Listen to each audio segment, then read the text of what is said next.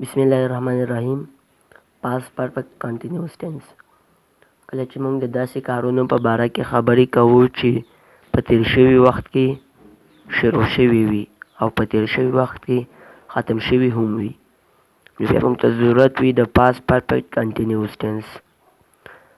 اوس د پاست پرفیکټ کنټینیوس ټینس پہچان څنګه دی؟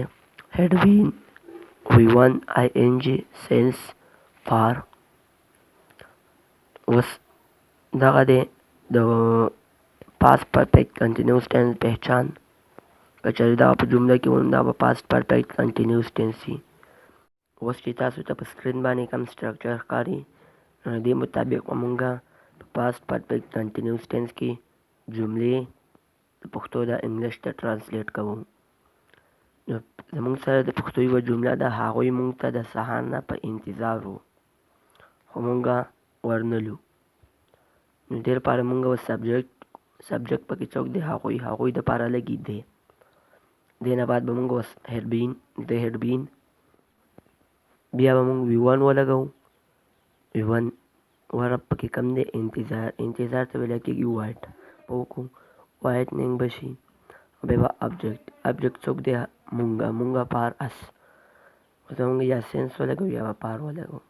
تاسو دې وګورئ د سهار نه پکې راغلی که نه، مونږ به سینس ولګوو. سینس مارنینګ د هډ بین وایټنینګ فار اس سینس مارنینګ. اوس که چېرې مونږ د دې نه نیګیټیو جوړو نو د هډ نه بعد به مونږ ناټ ولګوو، نور به هغه جمله راکوزه کړو. که اوس د دې نه بعد مونږ بیا انټراګیټیو یعنې سوالیه جوړو، نو بیا به مونږ دا کوم هډ چې ډبل سنټنس په سر کې ولګوو او په اخره کې به اوس سوالیه نشان ولګوو. زمونږ سره اوس بل یو سنټنس دی، 15 ګنټې باران وورېدو.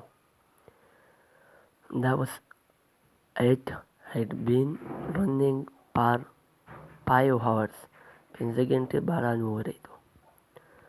اوس که چېرې موږ د دې نه نیګیټیو جوړو چې نه 15 ګنټې باران نه دی ورېدلی، نو د هډ نه بعد به موږ ناټ ولګوو، نور به هغه جمله راکوزه کړو. اوس که چېرې موږ د دې نه بیا انټراګیټیو سوالیه جوړو، نو د هډ به د سنټنس په سر کې ولګوو، نور به هغه جمله راکوزه، صرف په اخره کې به سوالیه نشان ولګوو.